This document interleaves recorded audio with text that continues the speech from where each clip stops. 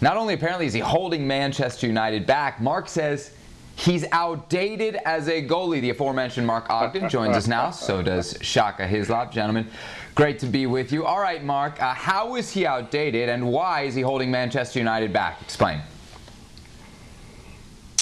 Well, I think when you look at goalkeepers now, if you had to pick the best keepers in the world right now, I think you'd look at people like Alisson, Ederson at Man City, Ter Stegen at Barcelona, Manuel Neuer. All these guys are what you call sweeper keepers. They become an additional attacking outlet for their teams, and they can sweep up danger, stop attacks happening. I was at Tottenham last season. I basically watched Alisson when Liverpool were attacking, and he was basically stood outside the centre circle of the Liverpool half, because that is how advanced he stands. Now, David de Gea, if you watch him, he hardly ever leaves his penalty area. And for me, when I say he's outdated, is that he hasn't got that ability or that desire to be a sweeper keeper. So the reason why it's hurting Man United, I feel, is that, don't get me wrong, he's still a great shot stopper and one of the most athletic and agile keepers in the world. But when you have a goalkeeper that won't come out of his penalty area and sometimes doesn't come off out of his 6-yard box, your defenders have to drop deeper. So if your defenders are dropping deeper to protect that space, they're inviting the opposition on.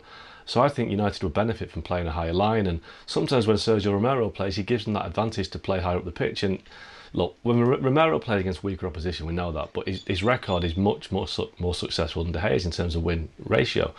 I just think United would benefit if De Gea either modernised his game to become more like Alisson or Ederson, or United looked around and decided that, great keeper that you have been, David de Gea, but you're no longer a keeper for, this decade, the 2020s, shall we say. Shaka, outdated sounds harsh for a goalie we used to talk about, one of the best in the world. Is it accurate, though? Now that I hear Mark explain it, absolutely yes. I think that the challenge to that, though, is you're most effective as that sweeper keeper when you've got a defence kind of built around that side of your game. And I'm not sure, I'll be honest, I'm not sure this Manchester United defence is built around any kind of goalkeeping game, in all honesty. So it becomes a challenge. But he can't change. I don't see how a goalkeeper at De Gea's age, as long as he's been involved in the game, as much success as he's had, you don't reinvent yourself now. And that's the challenge for both De Gea and Manchester United. Mark, what about Dean Henderson having a great season at Sheffield United? The Manchester United loanee is just 23 years old. Is there any possibility that Manchester United could move away from De Gea to Henderson, who they've got waiting in the wings next season?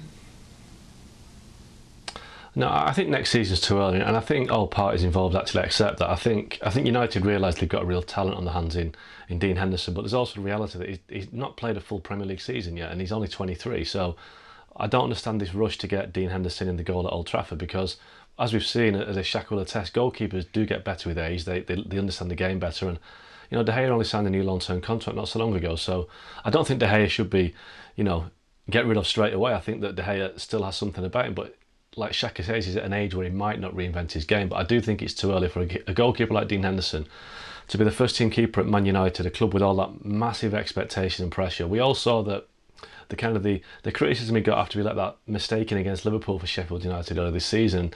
That's the kind of scrutiny that he got that day. He gets every single time he plays for Man United. And at 23, I don't think he's ready for it yet. I still think that he's going to make mistakes. So make those mistakes away from that glare of the spotlight at Old Trafford and come back in a year's time when maybe he could be England's goalkeeper at the Euros. If he's established himself there, then I think Man United have got a much more difficult decision next year in 12 months' time. But right now, it suits everybody, I think, that Dean Henderson goes on loan again next season. Shaka, just the other day on Extra Time, you were saying now is the time for Henderson to take over the number one. Why?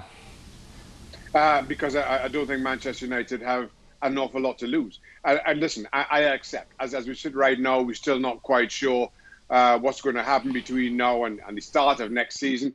How Manchester United are going to strengthen, how different they're going to look, how much closer they will be to not just the top two, but if, for argument's sake, Chelsea continues as they have been, do they put more distance between themselves?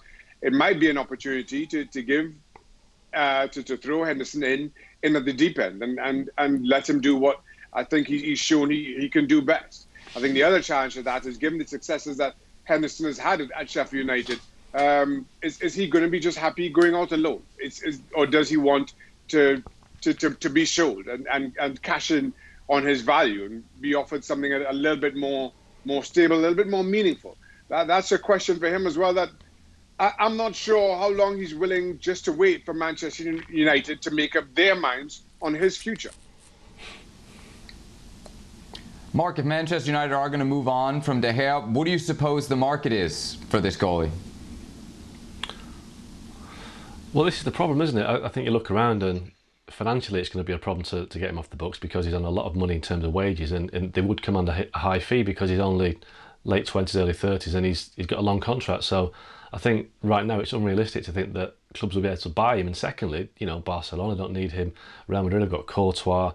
Atletico Madrid could be an option going back to Atletico, because I think if United was said, look, you can have Jan Oblak in exchange for David de Gea, I think that would suit United down to the ground.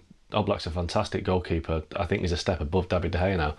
And De Gea back to Spain, back to Madrid. It's not the move to Real that he wanted 3 or 4 years ago, but he's an Atletico keeper from the past.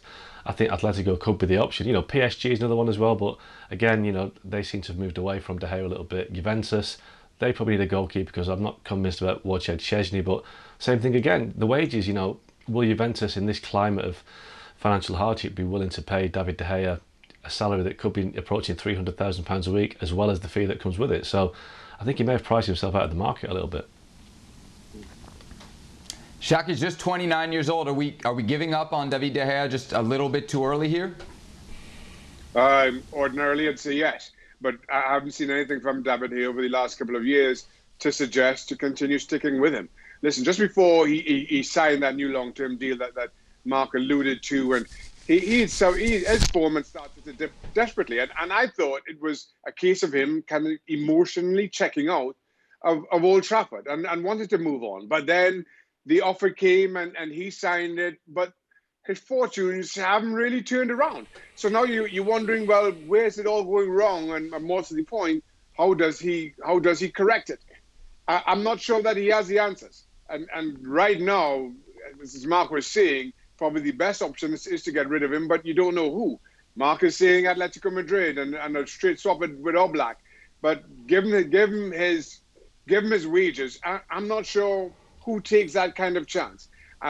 Given how good Oblak is, I'm not sure why Atletico Madrid just go for a straight swap. There would be money involved when all of a sudden it becomes very expensive for a goalkeeper who hasn't showed any kind of reform that you would expect for at least 2 years.